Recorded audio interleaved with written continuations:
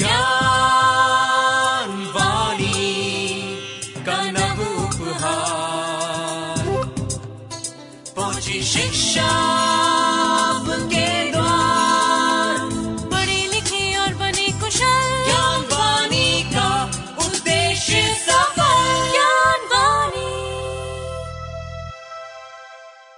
नमस्कार श्रोताओं, साप्ताहिक ज्ञान पत्रिका के एक और नवीन अंक को लेकर मैं हूं आपके साथ वंदना दत्ता। ये कार्यक्रम आप सुन रहे हैं ज्ञानवाणी दिल्ली 105.6 मेगाहर्ट्ज पर। आइए जानते हैं आज क्या कुछ खास है साप्ताहिक ज्ञान पत्रिका के इस अंक में। स्टूडेंट्स पार्क सेगमेंट के अंतर्गत आप सुनेंगे इग्नू के विद्यार्थी से बातचीत कि वो क्या सोचते हैं इग्नू की शिक्षा व्यवस्था को लेकर। आपका परिचय करवाएंगे इग्नू के उन विद्यार्थियों से जिन्होंने इग्नू से शिक्षा प्राप्त करके हासिल की कुछ खास उपलब्धियां, यानी वो बने हमारे अद्वितीय विद्यार्थी। ओपन माइक सेगमेंट में आपको देंगे विश्वविद्यालय से जुड़ी हुई कुछ जानकारियां, तो वहीं विद्यार्थियों का मनोबल बढ़ाने के लिए होंगी कुछ मोटिवेशनल बातें। साथ ही आपको देंगे इग्नू से जुड़ी कुछ जानकारियां। करियर सेगमेंट में जानेंगे आप कैसे बनाएं पशु कल्याण के क्षेत्र में अपना करियर। स्पेशल सेगमेंट में जानेंगे हिंदी साहित्यकार विनोद कुमार शुक्ल के बारे में।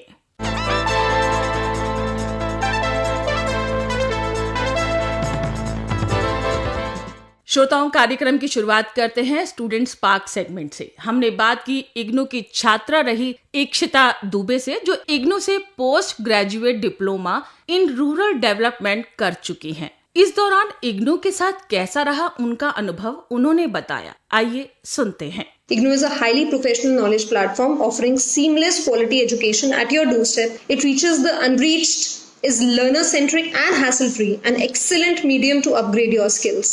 Affordable and accessible quality education.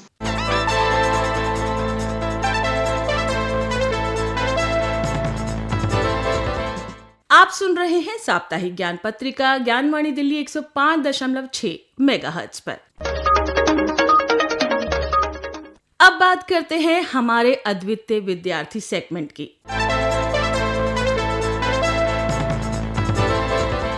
IGNOU अपने विद्यार्थियों को सदैव उच्चतर शिक्षा प्रदान करता है, जिससे कि वो अपने बेहतर भविष्य का निर्माण कर सके। कुछ प्रतिभाशाली शिक्षार्थी उच्च शिक्षा ग्रहण करके न केवल अपना भविष्य बनाते हैं, बल्कि अपने शिक्षण संस्थान का भी नाम रोशन करते हैं और कहलाते हैं हमारे अद्वितीय विद्यार्थी। इग्नू की एक ऐसी ही छात्रा रही डॉक्टर शुभा जैन, जिन्होंने जैन आर्किटेक्चर में PhD की डिग्री हासिल की। इस दौरान इग्नू के साथ अपने अनुभवों को उन्होंने साझा भी किया। आइए सुनते हैं। हर टॉपिक के ऊपर यहाँ पे जो इग्नू लाइब्रेरी है उसमें बहुत रिचेस्ट लाइब्रेरी है। आपको कहीं इधर उधर बहुत ज़्यादा, मुझे लिटरेचर के अंदर बहुत ज़्यादा मुझे जो यहाँ पे मटेरियल मिला है वो इट्स सो गुड। मन के जीते जीत, मन के हारे हार, यही संदेश है मेरा। अगर आपने ठान लिया तो आप बिल्कुल कर लेंगे। कई बार ऐसे फेसेस आए कि गिव अप भी कर दें, बट फैकल्टी मेंबर्स और सब कुछ यहाँ पे इतना अच्छा है इग्नू कैंपस के अंदर कि फिर आप उससे पीछे हट नहीं सकते, क्योंकि यहाँ पे इतना मोटिवेशनल एटमॉस्फेयर है कि आप आगे बढ़ते ही जाएंगे।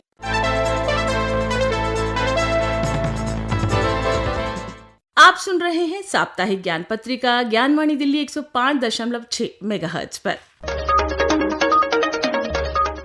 इग्नू अपने विद्यार्थियों को ऑनलाइन और ऑफलाइन दोनों ही प्रकार का पाठ्यक्रम उपलब्ध करवाता है। इग्नू की शिक्षा व्यवस्था बेहद सरल और लचीली है, जो विद्यार्थी को पढ़ाई के साथ साथ अपना जीवन समायोजित करने का भी अवसर देती है।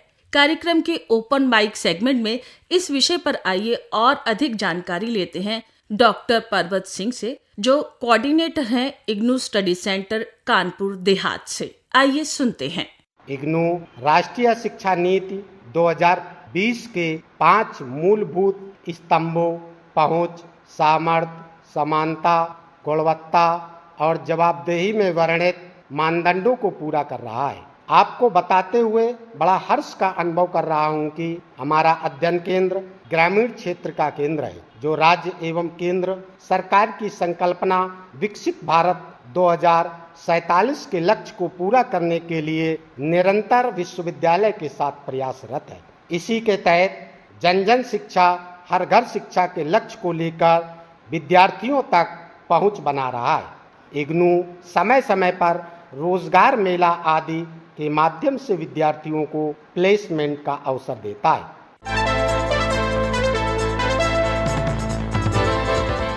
आप सुन रहे हैं कार्यक्रम साप्ताहिक ज्ञान पत्रिका ज्ञानवाणी दिल्ली पर। आइए अब आपको देते हैं इग्नू से जुड़ी कुछ जानकारियां।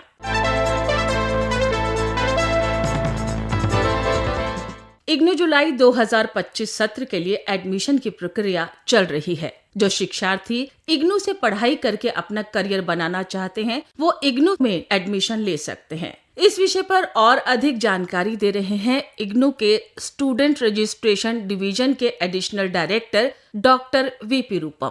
आइए सुनते हैं। जो जुलाई 2025 का जो एडमिशन का सत्र है उसमें आवेदन स्वीकार कर रहे हैं और अभी सर्टिफिकेट कार्यक्रमों को छोड़कर बाकी सभी कार्यक्रमों के लिए अभी एडमिशन चल रहा है। हम लोग एप्लीकेशंस रिसीव कर रहे हैं। यहाँ का जो टीचिंग लर्निंग अरेंजमेंट है बहुत ही फ्लेक्सिबल है। जैसे कोई अगर हमारे अंडर ग्रेजुएट प्रोग्राम में एडमिशन लेते हैं उसकी मिनिमम ड्यूरेशन है वो 3 साल की है, लेकिन उनको 6 साल तक का समय मिलता है। इस बीच में वो अपना कार्यक्रम पूरा कर सकते हैं। इसके अलावा अब यूनिवर्सिटी ग्रांट्स कमीशन ने जो है साइमल्टेनियस रजिस्ट्रेशन को भी ओपन कर दिया है, यानी कि आप यदि किसी दूसरी यूनिवर्सिटी से कोई प्रोग्राम कर रहे हैं तो आप साथ साथ इग्नू से भी प्रोग्राम कर सकते हैं। एक तो ये बात है। दूसरी बात ये है कि ये ओपन यूनिवर्सिटी है। यहाँ पर आप अपना काम करते हुए यदि आप किसी जॉब में हैं या आपकी कोई दूसरी रिस्पॉन्सिबिलिटीज हैं तो उसको डिस्चार्ज करते हुए आप इग्नू में अपनी पढ़ाई जारी रख सकते हैं। और यदि किसी कारणवश आपको अपना शहर बदलना पड़े तो भी आपकी पढ़ाई में कोई रुकावट नहीं आती है। आप अपना एनरोलमेंट ट्रांसफर करा सकते हैं। देश के किसी भी भाग में आप रहें वहां अपनी पढ़ाई जारी रख सकते हैं। और एग्जामिनेशन भी आप अपनी सुविधा के अनुसार अपना एग्जामिनेशन सेंटर हर बार ले सकते हैं। तो ये सारी सुविधाएं हैं जो कि मुझे लगता है कि बहुत ही यूजर फ्रेंडली हैं, स्टूडेंट फ्रेंडली हैं। तो यहाँ से पढ़ाई करना बहुत ही सरल है, कन्वीनियंट है और आप अपना बाकी रिस्पॉन्सिबिलिटीज डिस्चार्ज करते हुए अपनी पढ़ाई जारी रख सकते हैं।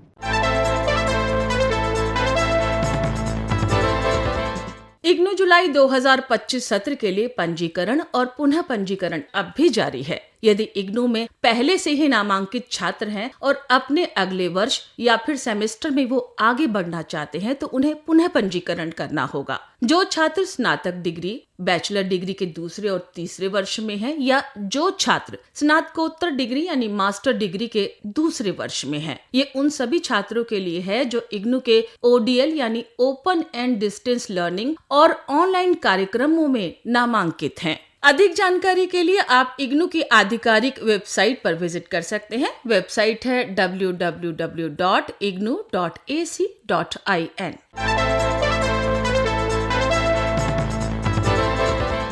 Indira Gandhi national open university यानी इग्नू ने दिसंबर सत्र की टर्म एंड एग्जामिनेशन की समय सारणी जारी कर दी है। नए कार्यक्रम के मुताबिक परीक्षाएं 1 दिसंबर 2025 से शुरू होकर 14 जनवरी 2026 तक चलेंगी। शिक्षार्थी exam.ignu.ac.in पर जाकर परीक्षा फॉर्म भर सकते हैं। जो शिक्षार्थी पहले से ही स्टूडेंट्स पोर्टल पर रजिस्टर्ड हैं, वो सीधे लॉगिन कर फॉर्म भर पाएंगे, जबकि नए शिक्षार्थियों को पहले रजिस्ट्रेशन करना होगा। परीक्षा फॉर्म भरने की अंतिम तारीख बिना लेट फीस के 6 अक्टूबर 2025 है, जबकि लेट फीस के साथ आप 20 अक्टूबर 2025 तक परीक्षा फॉर्म जमा कर सकते हैं। अधिक जानकारी और अपडेट के लिए आप इग्नू की ऑफिशियल वेबसाइट पर विजिट कर सकते हैं। वेबसाइट है www.ignu.ac.in।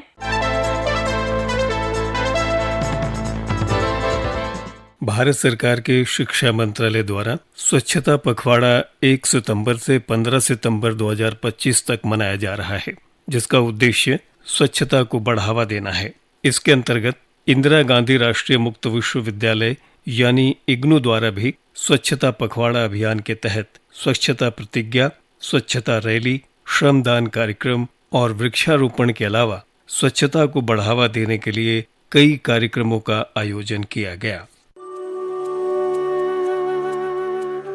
अपने आसपास सफाई रखें, देखें स्वच्छता बढ़ चढ़ के आनी चाहिए, क्योंकि स्वच्छ रहेगा भारत तो स्वस्थ रहेगा भारत। स्वस्थ मन हो स्वस्थ जीवन। तो दोस्तों सुनते रहें ज्ञान वाणी। ज्ञान का रास्ता है, शिक्षा का रास्ता है, उसी पे चलेंगे हम। अभी आप सुन रहे थे इग्नू से जुड़ी जानकारियां।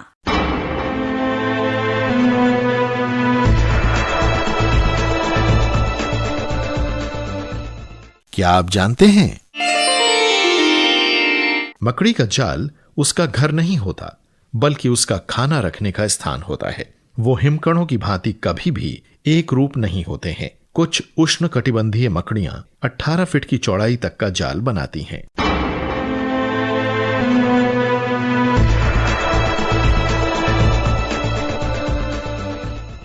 आप सुन रहे हैं साप्ताहिक ज्ञान पत्रिका ज्ञानवाणी दिल्ली 105.6 मेगाहर्ट्ज पर।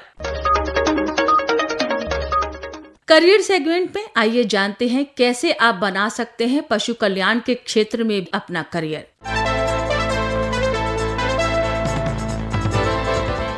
यदि आपको पशु प्रेम है और आप इस दिशा में अपना करियर बनाने की सोच रहे हैं, तो आप इस दिशा में अब बतौर पशु चिकित्सक, पशु कल्याण अधिकारी, पशु पोषण विशेषज्ञ या पशु व्यवहार विशेषज्ञ बन सकते हैं। इस क्षेत्र में करियर बनाने के लिए विद्यार्थी को विज्ञान विषय के साथ 12वीं पास होना अनिवार्य है। पशुओं से प्रेम रखने वाले और उनकी सेवा करने के लिए ये एक उचित अवसर है।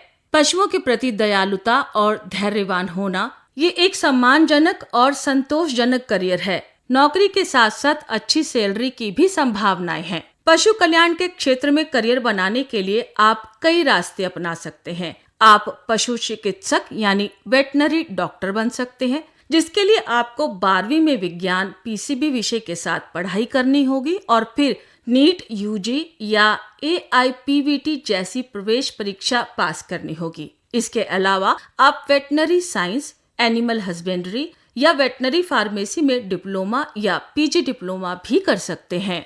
तो ये थी जानकारी कि कैसे आप पशु कल्याण क्षेत्र में अपना करियर बना सकते हैं। आप सुन रहे हैं ज्ञानवाणी दिल्ली 105.6 मेगाहर्ट्ज पर और कार्यक्रम है साप्ताहिक ज्ञान पत्रिका। स्पेशल सेगमेंट के अंतर्गत आइए आज आपका परिचय करवाते हैं साहित्य अकादमी पुरस्कार विजेता साहित्यकार विनोद कुमार शुक्ल से। विनोद कुमार शुक्ल एक प्रसिद्ध हिंदी साहित्यकार थे, जिनका जन्म 11 सितंबर सन 1937 को राजनांदगांव छत्तीसगढ़ में हुआ था। वो हिंदी साहित्य में अपने अनूठे काव्यात्मक शैली और लेखन के लिए जाने जाते हैं। उनकी रचनाएं साधारण जीवन की गहनता, मानवीय संवेदनाओं और सामाजिक यथार्थ को बहुत ही सूक्ष्मता से प्रस्तुत करते हैं। विनोद कुमार शुक्ल का जन्म एक मध्यम वर्गीय परिवार में हुआ। उन्होंने अपनी प्रारंभिक शिक्षा छत्तीसगढ़ में पूरी की और बाद में विज्ञान में स्नातक की डिग्री हासिल की। हालांकि उनकी रुचि हमेशा से ही साहित्य में रही। उन्होंने नौकरी के रूप में शिक्षण और प्रशासनिक कार्य किए, लेकिन साहित्य उनकी आत्मा का हिस्सा बना रहा। विनोद कुमार शुक्ल की रचनाएं हिंदी साहित्य में एक विशिष्ट स्थान रखती हैं। उनकी लेखनी में कविता और गद्य का अनोखा मिश्रण देखने को मिलता है। उनके प्रमुख उपन्यासों की बात करें तो 1979 में आया नौकर की कमीज उनका सबसे प्रसिद्ध उपन्यास रहा, जो एक सामान्य व्यक्ति की जिंदगी, नौकरशाही और सामाजिक असमानता को चित्रित करता दिखाई देता है। तो 1996 में आया उनका एक और उपन्यास दीवार में एक खिड़की रहती थी। ये उपन्यास उनकी काव्यात्मक शैली का उत्कृष्ट उदाहरण बना। इसे साहित्य अकादमी पुरस्कार से भी सम्मानित किया गया। उनकी कहानियां जैसे पेड़ पर कमरा एक अलग ही असाधारण दृष्टिकोण प्रस्तुत करती हैं। वो रोजमर्रा की जिंदगी के छोटे से छोटे विवरण को भी गहरे अर्थों में बदल देते। उनकी रचनाएं सामाजिक यथार्थ को दर्शाती हैं, लेकिन साथ ही मानवीय संवेदनाओं और आध्यात्मिकता को भी छू जाती हैं। 1999 में उन्हें अपने चर्चित उपन्यास दीवार में एक खिड़की रहती थी के लिए साहित्य अकादमी पुरस्कार दिया गया, तो वहीं 1980 में उन्हें मुक्ति बोध सम्मान से नवाजा गया।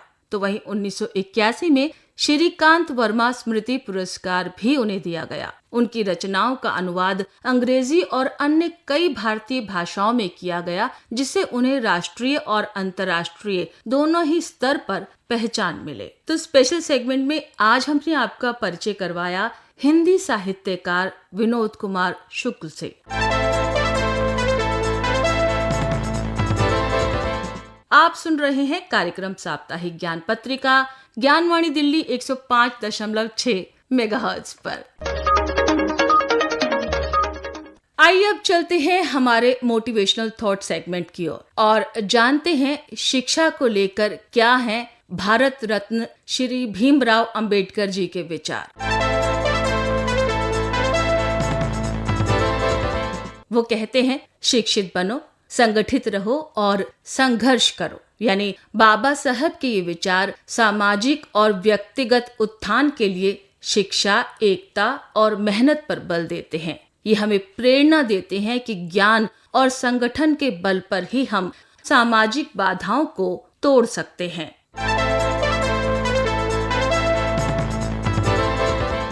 और आइए दोस्तों, अब चलते चलते नशा मुक्त भारत के लिए एक विचार।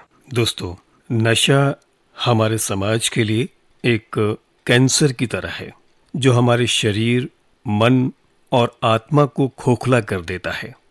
आज हम एक ऐसे समाज की कल्पना करें जहां नशे की काली छाया न हो, जहां हर व्यक्ति स्वस्थ, खुशहाल और सुरक्षित जीवन जी सके। ये सिर्फ एक आदर्श नहीं बल्कि एक यथार्थ है जिसे हम सब मिलकर प्राप्त कर सकते हैं। नशा न केवल व्यक्ति को शारीरिक और मानसिक रूप से कमजोर करता है बल्कि उसके परिवार और पूरे समाज को भी प्रभावित करता है। नशा छोड़ने से न सिर्फ आपका स्वास्थ्य सुधरेगा बल्कि आपके रिश्तों में भी नई जान आएगी और समाज के लिए एक सकारात्मक बदलाव ला पाएंगे।